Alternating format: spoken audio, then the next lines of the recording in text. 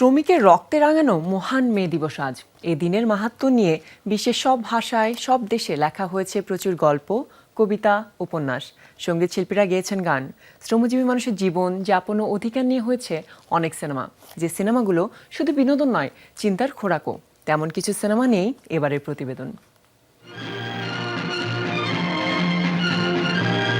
শ্রমিকের ঘামে এই নগর সভ্যতা, যে জীবনের সংগ্রামের গল্প উঠে এসেছে সেলুলয়েডে। তবে কিছু সিনেমার আবেদন অন্যরকম ভীষণ। প্রথমেই আসে মডার্ন টাইমস সিনেমার কথা, যেটি 1936 সালে মুক্তি পায় যুক্তরাষ্ট্রে। পরিচালনা ও অভিনয় করেন চার্লি চ্যাপলিন।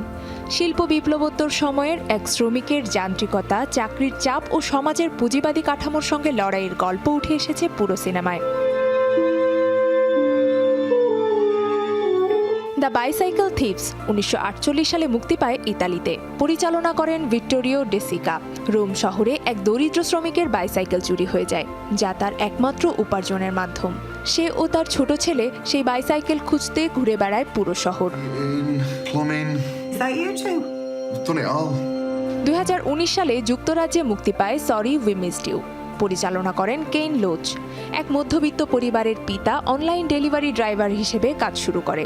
সেলফ এমপ্লয়েড নামের প্রতারণামূলক ব্যবস্থার কারণে তার পরিবার একে একে ভেঙে পড়ে। আধুনিক গিগ ইকোনমি ও শ্রমিক শোষণের দুর্দান্ত portray sorry we missed you. लड़के बच्चे हैं, जोरू है, तू काहे देगा जान, हम देंगे जान।